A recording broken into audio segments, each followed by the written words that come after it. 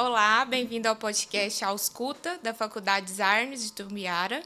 Eu sou Ana Caroline, sou acadêmica do 10º período do curso de Medicina e, junto com meu amigo e colega de turma, o Francisco Edes, vamos falar sobre doação de órgãos. Boa tarde, Francisco.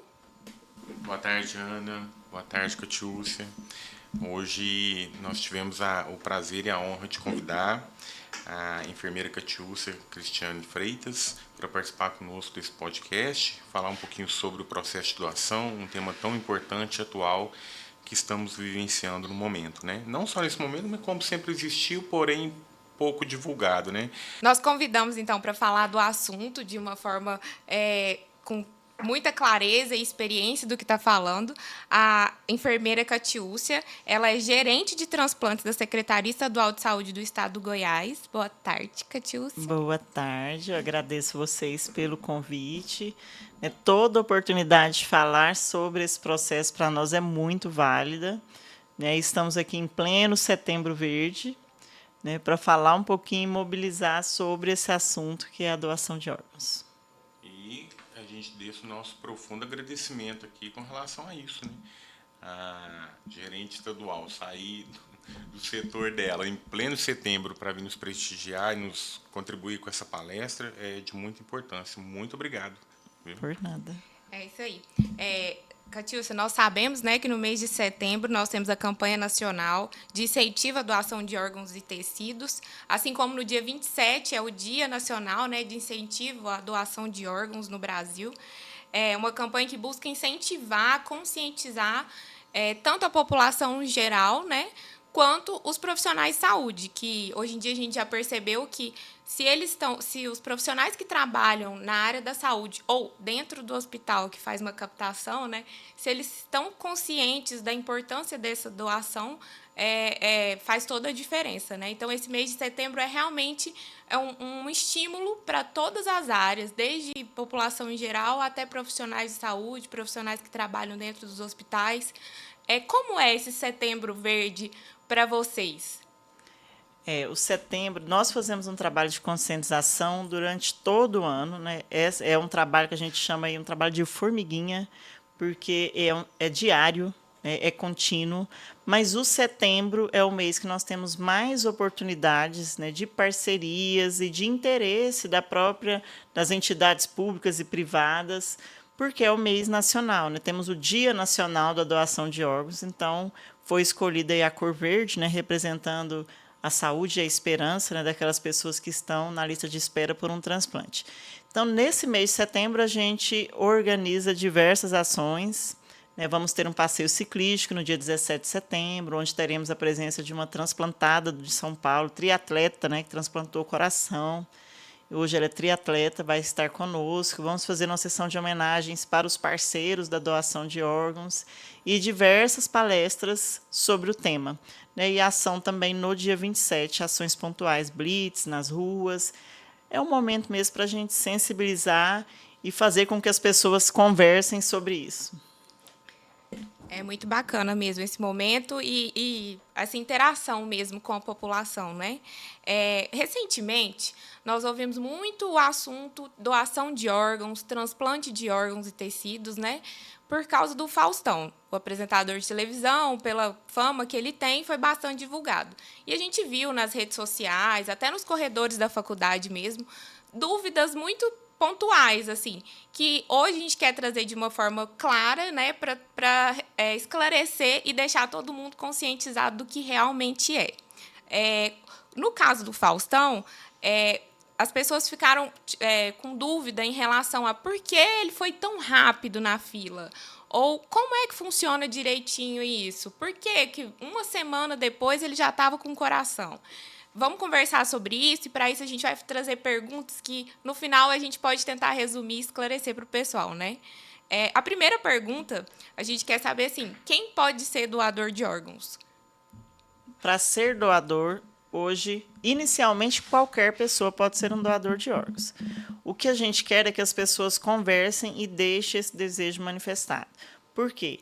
Porque o doador de órgãos, hoje, os casos de doação de órgãos só acontecem nos casos de morte cefálica. A gente não sabe como a gente irá morrer, né? Então, os casos de morte cefálica hoje representam cerca de 3% das mortes. São casos em que a pessoa teve um AVC, né, um acidente vascular encefálico grave, ou um traumatismo craniano, seja por acidente de moto, acidente de carro, queda, né, ou um afogamento, onde ficou muito tempo ali em parada cardíaca. Então, quando há uma lesão irreversível, um dano irreversível no encéfalo, essa pessoa evolui com a morte encefálica. Então, nesse caso, é possível manter o suporte artificial e ocorrer a doação de órgãos. Nos casos de óbito por coração parado, que são todos os outros tipos de morte, a pessoa pode doar as córneas. Aqui em Goiás podem ser retiradas até 12 horas após a morte, caso o corpo ainda esteja refrigerado. Se não, até 6 horas após a morte. Então, a primeira questão é essa. O processo de doação de órgãos, quando a gente tem um possível doador, um potencial doador dentro de uma unidade hospitalar, ele vai passar por avaliações. Às vezes, essa pessoa está em diagnóstico de morte cefálica, vai ter o diagnóstico confirmado, mas ela não vai poder doar, porque ela está numa infecção descontrolada, ou ela tem uma doença, um câncer, que é contraindicação absoluta. Então, tudo vai ser avaliado. Às vezes, essa pessoa está numa faixa etária que ela só pode doar fígado e rins, córneas, não vai poder doar, às vezes, o coração. Então, tudo isso é levado em consideração. O processo de internação dessa pessoa fez com que o rim dela não estivesse mais em boas condições para serem doados, mas ela pode doar o fígado. A pessoa é renal crônica, ela era renal crônica, será que ela pode doar um órgão? Ela pode doar, às vezes, o fígado. Então, tudo é avaliado no momento em que a pessoa passa pelo diagnóstico de morte cefálica. Sim. Houve um tempo que era necessário a gente declarar no nosso registro, né, no RG, a nossa vontade de ser doador ou não. Hoje em dia isso é legal ainda, existe isso, porque a gente conversa com alguns profissionais de saúde, eles mesmos se questionam, né? É necessário ou não? Não é necessário. Em 97, houve essa questão do registro na lei, isso causou um impacto negativo das pessoas se manifestando não doadores, fazendo com que o Brasil, em 2001, lançasse outra lei, revogasse, trazendo a questão do consentimento familiar. Então, hoje, para ser doador, quem vai decidir é a sua família. Está escrito no cartório que eu quero ser doador, mas se a sua família disser não, é não. O que a gente percebe é que, quando essa pessoa manifestou em vida, dificilmente a família vai contra esse desejo. Nossa, ele tinha uma tatuagem onde ele dizia que gostaria de ser doador. Não, ele me falou várias vezes em casa que gostaria de ser doador. Dificilmente a família vai contra o desejo. Por isso a importância de conversar sobre isso. Então, sucintamente, você precisa falar com a sua família do seu interesse para que isso, quando acontecer, se acontecer, a possibilidade de você ser um potencial doador, a família é que determina isso. Exatamente. Quem decide é a família. E a família vai ter que decidir num momento de extrema dor. Naquele momento que você pensa, como tomar uma decisão dessa diante de uma notícia tão terrível? E essa decisão ela pode ser facilitada se ela já tiver conhecimento de qual era o desejo dessa pessoa. Certo. O familiar que pode autorizar é até 3º grau? Familiares de até 2º grau. 2º grau. Então, e o cônjuge, Então, pais, filhos, os avós, os irmãos e os netos podem fazer essa autorização. Um potencial doador, ele poderia estar contribuindo para ajudar quantas pessoas em termos de número de órgãos? Se a gente tem um doador que doa todos os órgãos, até 8 pessoas, dos órgãos assim que mais são de comum captação. Então, a pessoa pode dar, entre órgãos e tecidos, 2 córneas, um coração, o fígado, o pâncreas, o pulmão e 2 rins, que são os órgãos mais comuns. Então, essa pessoa pode salvar, por isso que a gente usa muito a hashtag 1 salva 8, que pode salvar até 8 vidas. Pelo tempo de isquemia de cada órgão, você acha que por nós estarmos no interior, isso tem algum impacto? Ou a central, como um todo, ela tem como se organizar para que a gente possa cumprir esses horários certinho e beneficiar o possível receptor? Hoje a gente tem um processo de logística bem organizado e conta com o apoio da Central Nacional também. Tanto é que a captação que teve recente teve coração.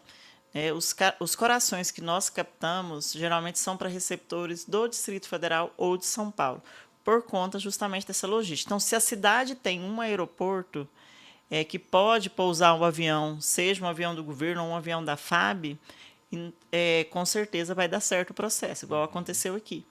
Né? O que pode acontecer, às vezes, uma cidade que não tem aeroporto, mas a gente também articula. A gente tem cidades que o aeroporto funciona só durante o dia. Aí, à noite, a gente tem que fazer o transporte da equipe via ambulância para uma cidade mais próxima. Né? Já tivemos, por exemplo, em Santa Helena, uma época que não funcionava o aeroporto. A equipe pousava em Rio Verde. Mesmo com 30 minutos de distância, a equipe de coração já veio e deu certo. Então, a logística ela é bem organizada. Assim, hoje você vai para uma cidade do interior, você conta com o apoio do bombeiro, da polícia rodoviária, todo mundo ajuda ali para fazer agilizar o processo. Todo mundo em prol, né, todo mundo em prol. Bombeiros, né, todos. Boa. Corrente do bem, né? É uma corrente do bem. Bom, quem recebe os órgãos? Como funciona para a pessoa receber esse órgão? Toda pessoa que precisa de um transplante, ela vai ser inserida em um sistema, que é o Sistema Nacional de Transplante. Quem coloca esse paciente no sistema é um médico transplantador. Então, não é qualquer médico hoje que acessa o sistema. São médicos que foram credenciados e habilitados para isso. Quando ele insere esse paciente, ele vai inserir todas as informações do tipo sanguíneo, né, do peso desse paciente e quais os critérios do doador que ele aceita. Ele aceita um doador de peso estimado de até 80 quilos, 90 quilos, ele coloca a tipagem sanguínea, ele coloca outras informações como os exames, como os hábitos de vida, né? Era um usuário de drogas, era um etilista. Então, tudo isso é colocado no sistema e o sistema, dependendo do que o médico escolheu, vai cruzar os dados. Então, quando a central de transplante insere um doador, quem vai selecionar os receptores não é um profissional, é um sistema. E esse sistema vai gerar de acordo com a compatibilidade, em primeiro lugar. Aí entra questões como peso e altura, como a gravidade, né, como o tempo de inscrição em lista, tudo isso conta. Mas, geralmente não, sempre, né, quem vai gerar isso é um sistema. Uhum. Foi o caso que aconteceu com o Faustão, né? Tinha uma mulher à frente e aí o sistema e a equipe médica não aceitou o órgão, né? Isso acontece com muita frequência. Então, vou dar um exemplo. Às vezes nós temos um doador de rins e a gente oferece para a equipe, fala, nós temos um receptor da sua equipe selecionado. Ele analisa e tem algum detalhe com que faça que ele recuse. Por exemplo, o receptor dele pode estar gripado, pode estar doente, pode estar com algum exame desatualizado.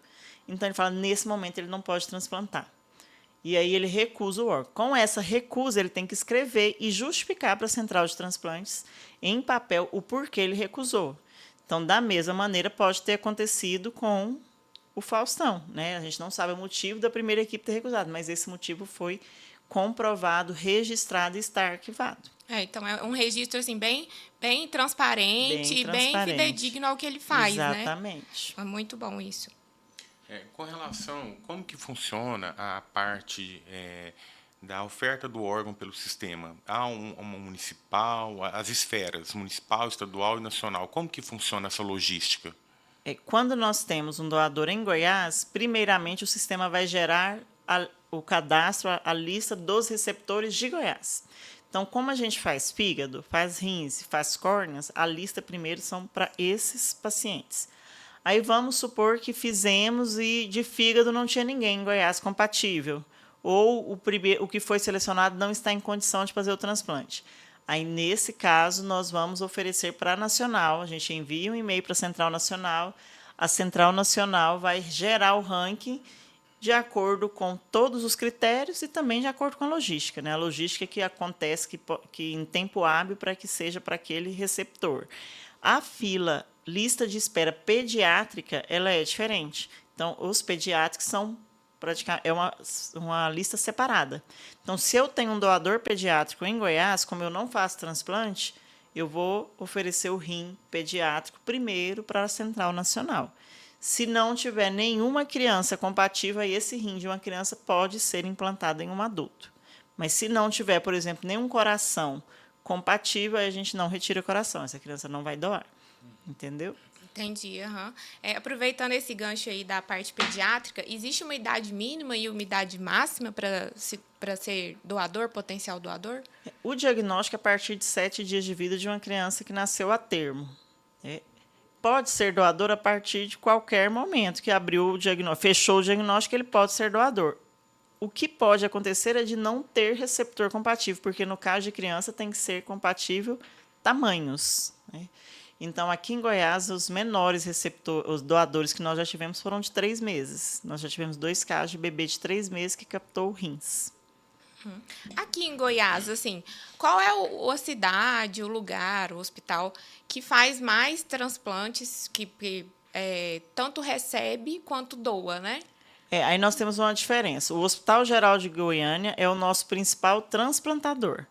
É um hospital que pode ter casos de morte cefálica? Pode, mas não é muito o perfil da unidade. Então, eles têm um caso ou outro, tem poucos casos de morte cefálica, mas eles têm o maior volume de transplantes, né? Eles estão em 10º lugar aí do país como dos hospitais que mais transplantam. Coloca o estado como o 10º estado que mais transplanta rins no país. E captador, nós podemos ter qualquer unidade. Os maiores captadores hoje de Goiás é o UG e o GOL, né? Pelo perfil desses hospitais. São os maiores hospitais de urgências, os que vão receber esses pacientes potencialmente graves, né, neurológicos, e que podem ser doadores. Hoje, o maior número de notificação está dentro dessas 2 unidades. Mas hoje nós temos casos de morte encefálica em lugares em todas as regiões do estado. Formosa começou a captar, né? A gente já teve cerca de 5 captações em Formosa, no Hospital Estadual. Né? Nós temos agora o Uruaçu. Então, hoje, a Central de Transplantes tem um alcance onde não tinha. Porque foi crescendo, né? Foi regionalizando, foi abrindo o hospital e hoje a gente consegue ir em lugares que antes a gente não ia. Igual Formosa, a gente não tinha nem notificação em Formosa antigamente. Hoje a gente já consegue que Formosa notifique e até tem as captações. Na verdade, a gente vai falar um pouquinho dos indicadores do estado de Goiás, mas só dando uma brecha aqui, na verdade, a conscientização, né, e o treinamento das equipes faz toda a diferença, né, dentro dos hospitais, para a gente fazer com que a lei se cumpra, né, relacionada à implantação do SDOT dentro do hospital, né. Exatamente. Principalmente os que é necessário que tenha UTI. É necessário, né, que tenha UTI, né, porque todo hospital com UTI ele tem o potencial de ter protocolo. É lógico que a gente vai ter unidades que vai ter um perfil diferente, vão abrir menos protocolo e outros que vão abrir mais. Mas o que você falou é importante. O treinamento ele muda mesmo a realidade. Eu lembro que Formosa, eu estive na cidade assim, em novembro para a gente fazer uma palestra, para sensibilizar. 2 meses depois, eles tiveram a primeira captação. Então, faz toda a diferença. Faz toda a diferença a gente mobilizar, sensibilizar, mostrar para o hospital que eles conseguem, para os profissionais de saúde, né, a importância deles nesse processo. De como que eles devem conduzir um caso de morte cefálica, como conversar com a família que está recebendo esse diagnóstico, tudo isso faz diferença. A acolhida da família, nesse caso, faz toda a diferença, né? Faz toda a a diferença. Abordagem, né? Gente... Até a postura do profissional, como chega presente na família, vai falar o sim ou não, né? Exatamente. Hoje a gente diz que mais do que a sensibilização da população, o treinamento dos profissionais de saúde para acolher essas famílias e a comunicação efetiva é o que realmente vai fazer diferença no processo. Né? Uma família que nunca ouviu falar de doação, ela às vezes vai doar pelo atendimento que ela teve dentro da unidade hospitalar, a forma como ela foi acolhida e a forma como ela entendeu esse processo. Se ela não compreendeu que morte cefálica é morte, ela não vai doar órgãos. Às vezes sair de lá pensando que é morte cefálica, não sabe nem que a pessoa evoluiu, se o médico né? dá a notícia, ele fala, não, peraí que eu vou chamar o líder religioso lá da minha igreja para vir aqui, porque se ele trouxer o óleo, eu sei que ele vai sobreviver. Então, se a pessoa sai com esse pensamento de que o ente querido ainda está vivo, ela não entendeu o diagnóstico. É complicado. Esse negócio da família e da equipe que trabalha no hospital, né? Você já contou para a gente, mas vou pedir para você contar aqui também a experiência que você tem, assim, da importância de capacitar todas as pessoas que trabalham no hospital. Já aconteceu um episódio que você contou? Se você puder contar para a gente aqui, para o pessoal que está ouvindo. A gente sempre diz que nós temos que treinar todos do hospital, independente se é da recepção, se é segurança, se é da limpeza, todos têm que conhecer o processo. Então, assim, tem algumas experiências que eu já passei que mostram isso, né? Eu tive caso da técnica de enfermagem chegar em mim, chamando minha atenção, eu estou abismada porque eu estou dando banho na minha paciente para ir para o centro cirúrgico e eu fiquei sabendo que você vai levar ela viva para a retirada dos órgãos.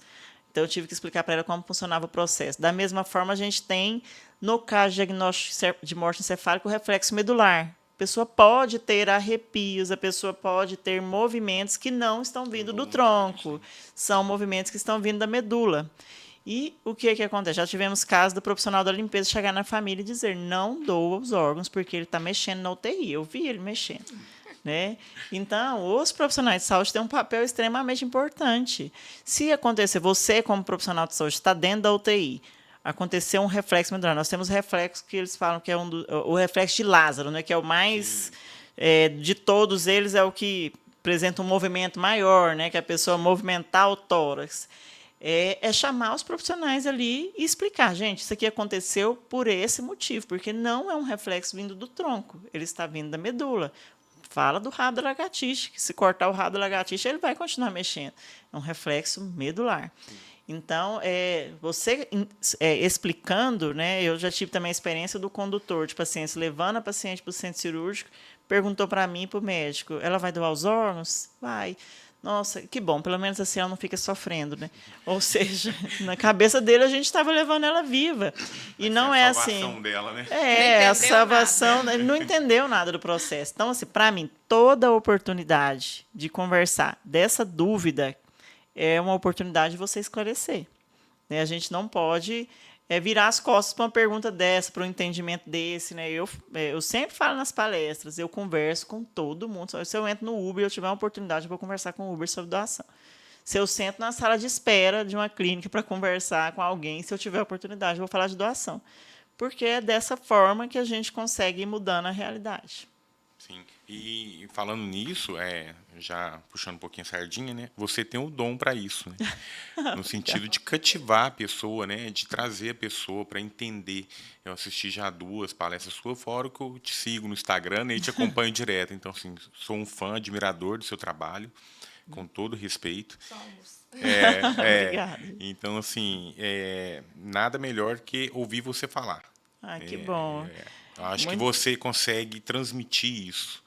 Né? A gente somos acadêmicos, a gente lida com vários tipos de professores, mestres, mas são poucos que conseguem ter o dom da palavra no sentido de passar o carinho, passar o real sentido do entendimento mesmo do processo de doação. E, na minha opinião, você consegue passar isso muito bem.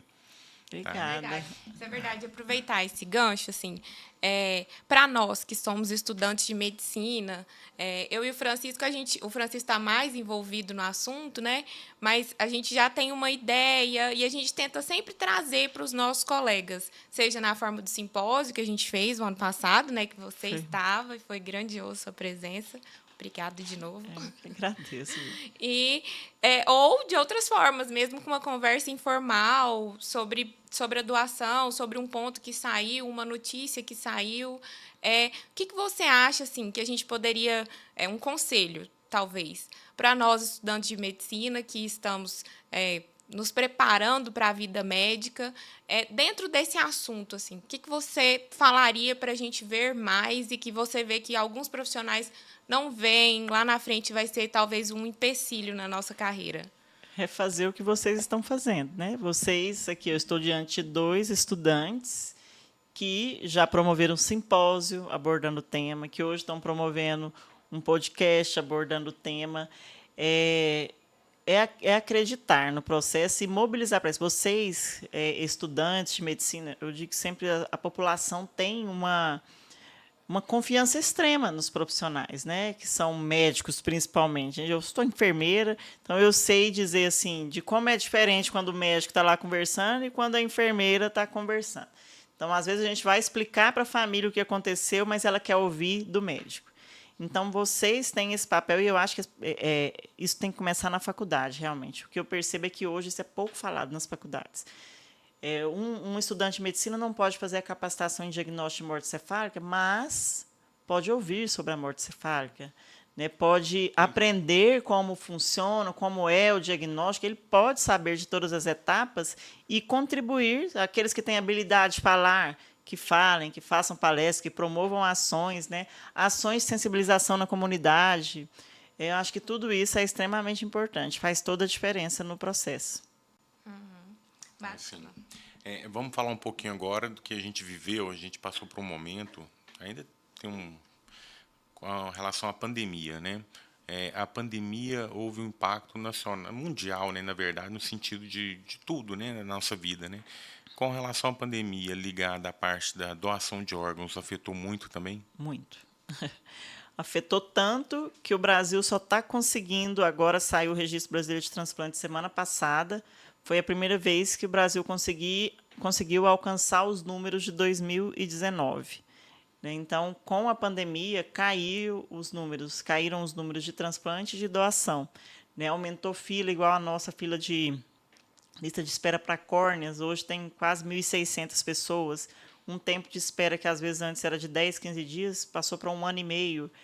Então, realmente, o Covid, a pandemia, trouxe essas incertezas sobre se poderia ou não poderia, o receio dos profissionais de entrar no centro cirúrgico, de fazer uma captação, hospitais que eram transplantadores e que estavam ali tendo um surto de Covid dentro da unidade, que tiveram que suspender transplante. Então, tudo isso contribuiu para que os transplantes reduzissem. E a gente hoje tem um aumento das contraindicações. Agora, a fase Covid passou. A gente agora precisa trabalhar e voltar ao tempo. Foi uma época em que a imprensa falava muito só do Covid. Então, a gente quase não tinha oportunidade nem de fazer as sensibilizações, tinha muita palestra, às vezes online, mas a gente não podia ir presencialmente fazer as palestras.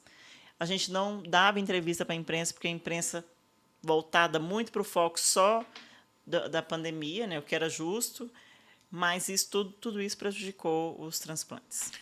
Em Itumbiara, nós tivemos recentemente uma doação de múltiplos órgãos, né, que foi efetivada com grande sucesso. A gente fica muito feliz com essa notícia, né? Vamos trabalhar para melhorar mais isso, né? As notificações, melhorar a parte de doação, de oferta também, né? Acho que toda a população tem que envolver, não só a população, mas como os profissionais também. Como estão nossos indicadores do estado do Goiás? Melhorou um pouco com relação ao que estava antes, pré e pós-pandemia? Como que a gente está hoje? Esse ano, de janeiro a julho, nós já aumentamos em 60% o número de doadores de órgãos. O número de transplantes também aumentou cerca de 50% o total de transplantes. Os transplantes de córneas, nós já atingimos um número superior ao ano passado inteiro. Então, e estamos caminhando para ter o maior número de doadores da série histórica. Se a gente continuar na média que a gente teve até agosto agora, nós vamos conseguir fechar, porque o máximo de doadores que nós tivemos foi 89. Então, a gente acredita que nós vamos fechar com um número bem maior no final do ano. Então, a gente está evoluindo. Notícia boa. Com certeza, pós-Covid, então, é uma notícia muito boa, Muito boa. Porque foi um impacto bem grande. Eu lembro que quando a gente foi fazer o simpósio, eu construí um trabalho e eu realmente vi que declinou bastante. Fecharam alguns regiões, áreas, de captação, enfim. Bom, então, assim, de uma forma geral, a gente abordou dúvidas mais simples, mas que sempre estão pertinentes aí na cabeça do público todo, tanto dos estudantes de medicina quanto do público em geral, só falando de coisas que a gente já viveu, tem a lei 9.175, de 2017. Você acha, o que ela trouxe assim, de impacto para o transplante? O decreto, assim, a lei do transplante saiu em 97. Então, em 98, saiu o decreto que regulamentava essa lei. Somente 20 anos depois, que foram atualizar tanto a resolução do CFM quanto o decreto 9.175, que trouxe essa questão dos médicos estarem capacitados na a nova resolução do CFM. Então, eu acho que deu mais possibilidades. Antigamente, ficava muito preso na questão só do neuro. O decreto 9.175 trouxe a questão da família. Apesar disso ter sido escrito, revogado na lei em 2001, para dentro do decreto só veio mesmo em 2017, essa questão do consentimento familiar. Então, a lei deixou muito mais claro, trouxe a questão da FAB, que a FAB deveria disponibilizar um transporte, deixar um avião, uma aeronave para transporte de equipes e doação. Então, assim, o decreto ele trouxe também a questão da urgência, da notificação de morte cefálica, que é obrigatório. Então, contribuiu muito, estava precisando, era necessária uma mudança, tanto na resolução do Conselho Federal de Medicina, quanto no decreto 9.175. Trouxe a união estável, que não tinha na lei anterior, né? Que agora também é uma pessoa que pode autorizar a doação.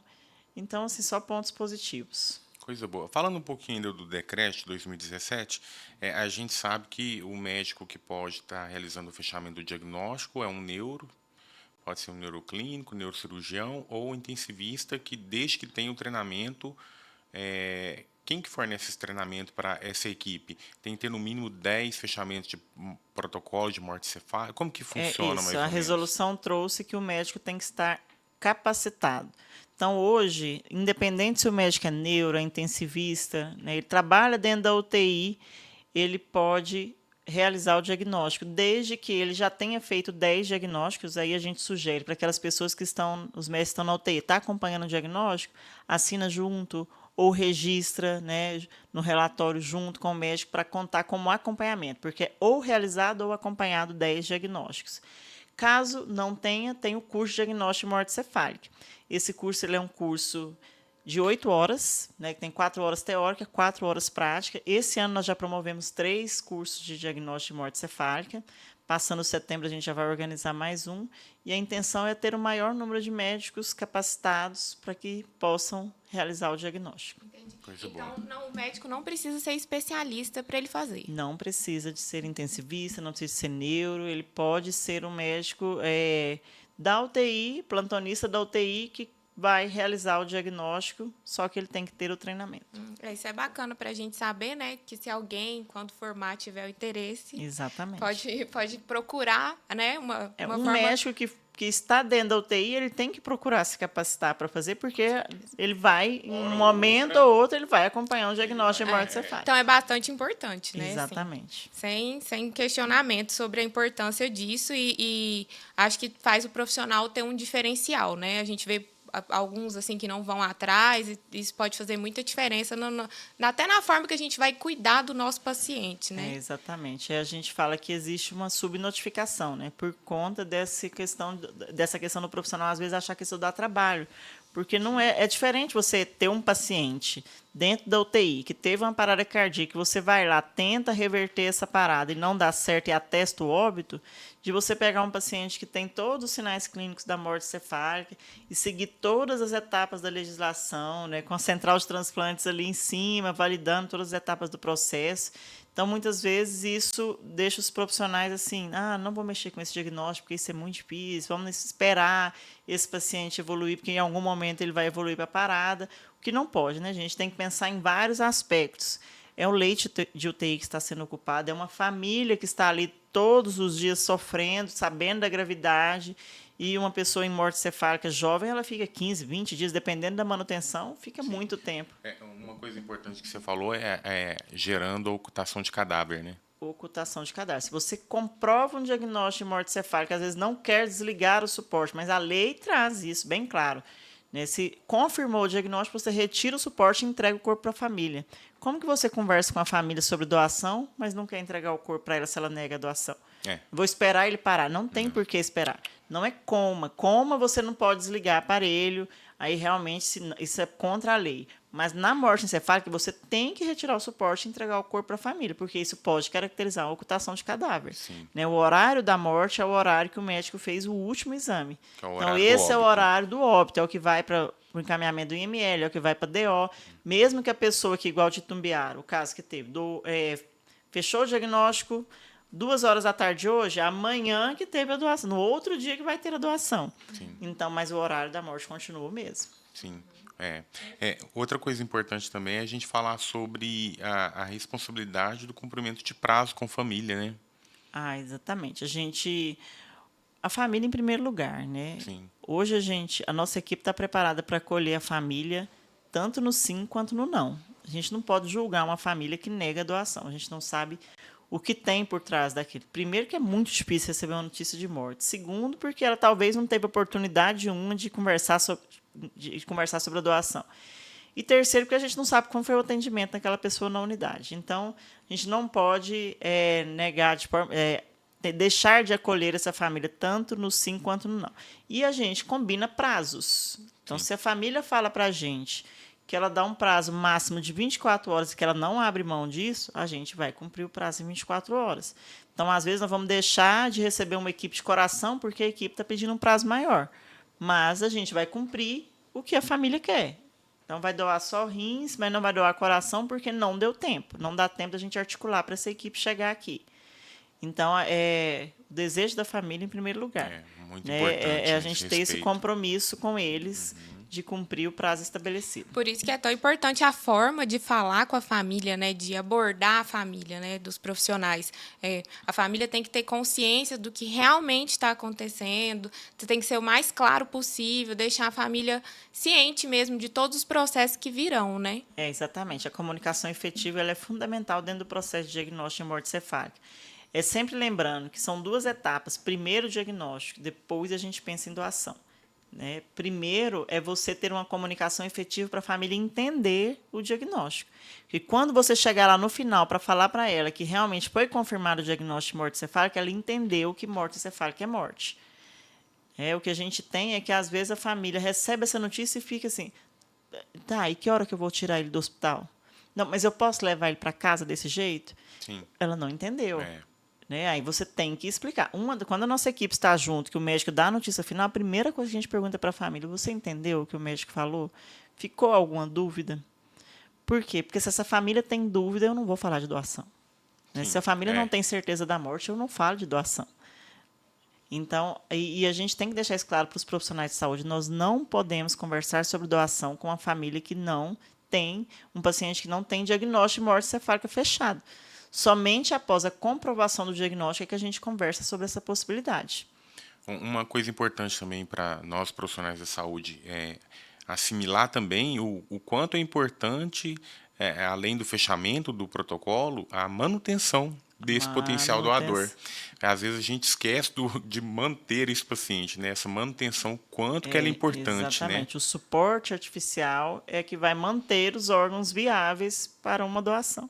Então, muitas vezes, os profissionais questionam, mas vou fazer hemodiálise em um paciente com morte cefálica? Vai, porque ele ainda pode ser doador de rim, mesmo com insuficiência renal aguda. E outra coisa, um paciente sem fazer hemodiálise, todo o processo vai complicar e ele vai acabar evoluindo para parada. Da mesma forma, a transfusão de sangue, da mesma forma, um antibiótico, ele está em sepse, mas você vai tratando e esse antibiótico, às vezes, vai ser utilizado até no receptor. Então, quando a gente faz uma distribuição, quando a gente coloca os dados de um doador no sistema, a gente vai colocar tudo isso. Ele está em hemodiálise, ele está usando antibiótico desde tal data, ele fez uma cultura que deu resultado reagente para isso. Todas essas informações vão ser colocadas. Ele ingeria bebida alcoólica há 30 anos, ele fumava, todas essas informações vão para a decisão do transplantador, ele que decide. E assim, essa questão da manutenção, às vezes a equipe deixa a pressão ir baixando, né? Não, a pressão dele não verificou, como ele já está em processo de morte cefálica, ele pode evoluir para uma parada. Né? Já tivemos casos de ter a parada após a confirmação e equipes aqui em Goiânia já para captar. Então, fez a reversão, conseguiu fazer a reversão com massagem cardíaca e ainda captar os rins. Nossa, coisa boa. Então, assim, tudo depende do empenho dos profissionais de saúde. Verdade. O envolvimento, né? Igual você tinha comentado, a corrente do bem, né? Não é só você ser um profissional, você tem que entender que essa atitude tem um propósito maior, né? O que eu falei. É muito difícil trabalhar, né? Igual eu citei lá. Eu também trabalho com o outro lado. Eu sou enfermeira do Sistema Integrado de Atendimento Trauma e Emergência, né? Então, eu trabalho junto com o Corpo de Bombeiros no atendimento pré-hospitalar. Então, eu sei o que é, às vezes, a gente se sacrificar para tentar salvar a vida do outro. É ali ficar, já subir em telhado, fazer massagem cardíaca no telhado. Tentar reverter, a gente faz o possível para aquela, porque quando a gente trabalha, quem escolheu trabalhar com isso, a gente escolheu para salvar vidas. E é muito frustrante você, às vezes, tentar reanimar por uns 30 minutos e não deu. Não deu. Mas, e quantas vezes no meu próprio outro serviço, né, a equipe, nossos colegas que trabalham comigo, me ligam e falam assim, Catiúcia, nós deixamos um paciente agora lá no UGOL que provavelmente vai evoluir para morte cefálica, porque nós tentamos reanimar ele por tantos minutos e tal, fizemos de tudo, ele voltou, mas está com a pupila midriática, ele está com sinais que pode evoluir para a morte cefálica. E essa pessoa vira um doador.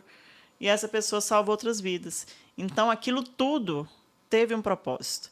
Né? A gente quer salvar vidas, mas se você está lá dentro da UTI e não conseguiu salvar aquela, você está salvando outras 6, outras 7, outras 8. O seu trabalho vai fazer diferença.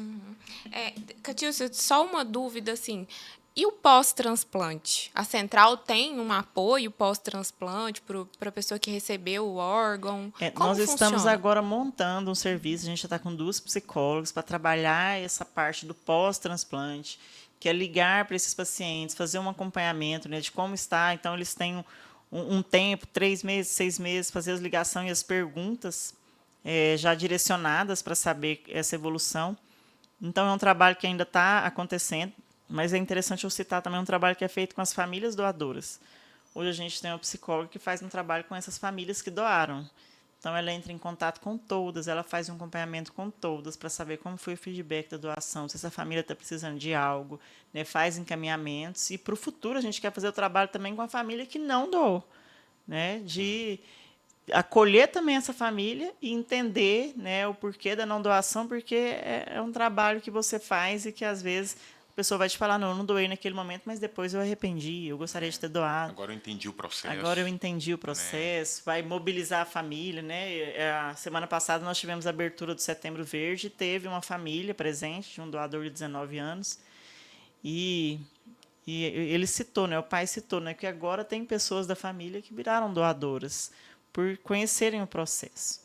Então, isso faz toda a diferença. Com certeza, é exemplo, né, para ser Isso. seguido. Aí, a história do Faustão novamente, né? O que eu estava falando, gente? Eu esqueci. Ai, fugiu da minha cabeça. Eu ia falar... pronto, lembrei. Então, a história do Faustão novamente, né? O Faustão agradeceu em redes sociais o pai do doador, pelo ato. Assim, a gente sabe que é realmente um ato muito lindo, mas e aí? Isso pode ou não pode? Isso aí foi bem questionado. Poder não pode, a gente está na lei, inclusive no decreto 9.175, né, que por meio das centrais estaduais de transplantes deve ser mantido o sigilo entre doador e receptor. Agora, o que acontece é que, por outros meios, a gente sabe que as pessoas podem, às vezes, descobrir, principalmente quando há divulgação na imprensa. Então, eu estou tendo uma doação em um hospital de urgência, aí sai na imprensa. Aí está tendo um transplante no Hospital Geral de Goiânia, aí ele divulga também na imprensa. Então, às vezes, as pessoas vão linkar da mesma forma com outros estados. Está vindo uma pessoa aqui, um avião da FAB buscar um coração em Itumbiara, e aí São Paulo divulga que alguém lá recebeu a mídia local recebeu um coração. Se as pessoas procurarem, às vezes eles vão fazer o link e conseguir essa informação. Não seria diferente com o Faustão, né, que eu já imaginava que aconteceria das pessoas saberem, porque assim, captação de coração não é uma coisa frequente igual a captação de rins, né? Então, era bem possível que a pessoa realmente, que a imprensa iria descobrir de onde saiu um helicóptero levando um coração para São Paulo. Saiu de Santos. E aí foram atrás das informações para saber quem é que naquele dia fez uma doação, e chegou as informações para o Faustão. Não foram informações passadas pela equipe de transplante, né? Isso tem que ficar claro. Foram informações levadas até ele pela imprensa. A gente, assim, sabe que isso pode ser positivo, mas a gente sabe que também pode ser negativo. Para todos os casos, a gente tem que resguardar, para resguardar o direito das famílias. Talvez aquela família não quer ter vínculo, né? A gente pensar em outras questões ali, informações que a família talvez não ia querer saber. Então, a gente tem que proteger a família doadora e proteger o receptor. Muito bem. É verdade. Quer abordar mais alguma coisa, Francisco? Não, acho que é isso mesmo, só agradecer mesmo. Então, agora a gente agradece muito, mais uma vez, por você estar aqui com a gente, por sempre se dispor a falar disso, quanto é importante. A gente fica muito feliz de poder trazer para os nossos colegas e para todos que vão ouvir esse podcast, né, esse assunto que a gente sabe da importância e do valor, né, que tem nesse assunto, porque é um ato do bem.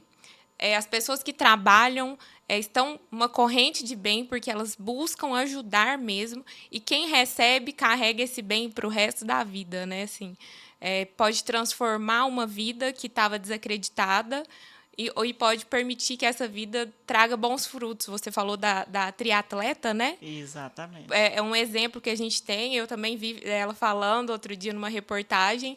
É um exemplo muito lindo, né? Que ela recebeu e ela falou: eu quero fazer jus a isso, né? Então, assim, ela trouxe, ela transformou a oportunidade da vida dela em algo muito lindo e que frutífero, né? Que está trazendo Exatamente. muitas coisas boas, não só para ela, mas para o mundo todo. É isso aí. Então, fica aqui o nosso recado mais importante, né? Então, que você quer ser um doador, fale com a sua família. São passos de formiguinha, né, para a gente conseguir atingir todas as pessoas. Então, aqui, nós, colegas, podemos falar uns com os outros, chegar na nossa casa, falar com os nossos pais, falar da nossa vontade. Ah, o seu pai não entendeu, aconteceu comigo. Não entendeu, como assim você está falando disso? Vamos explicar para ele, vamos explicar para os nossos pais, para eles entenderem isso e, quem sabe, eles também despertarem a vontade e deixarem claro para nós, enquanto vivos, né, sobre o anseio de doar órgãos, de fazer esse bem, né? Exatamente. E assim, os nossos pais vão disseminando e o assunto vai circulando e vai ficando mais... A corrente do bem vai aumentando, né? Só agradecer mesmo por estar conosco mais esse momento importante.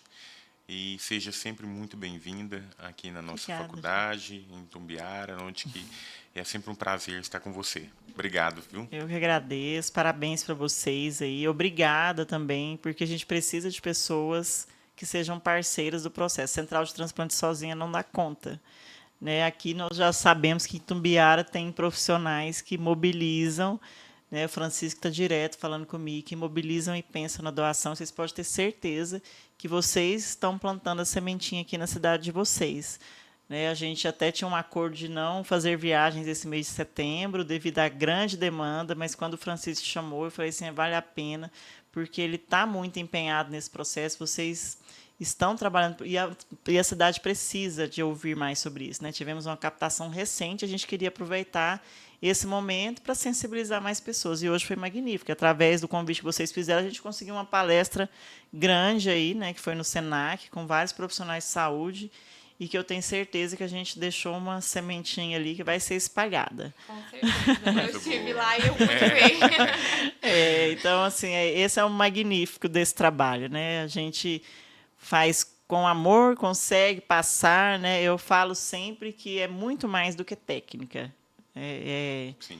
É muito mais do que técnica. Tem muita coisa por trás do transplante que as pessoas não veem. É uma corrente mesmo do bem, é uma rede de solidariedade. São pessoas que muitas vezes não são profissionais de saúde, mas que vão, de alguma forma, ajudar. Né? Ou que vão ali chamar o bombeiro, ou que vão trazer uma polícia, ou que vão fazer assim, diversas. E o profissional de saúde, então, nem se fala. Ele faz esse processo acontecer. Né? Quantas vezes eu vi médico empenhado em fazer com que o diagnóstico ele desse certo, ir atrás dos exames, atrás de como conseguir para fechar o diagnóstico para dar certo. Então, faz toda a diferença. Tá? Parabéns para vocês e obrigada mais uma vez pelo convite. Obrigado.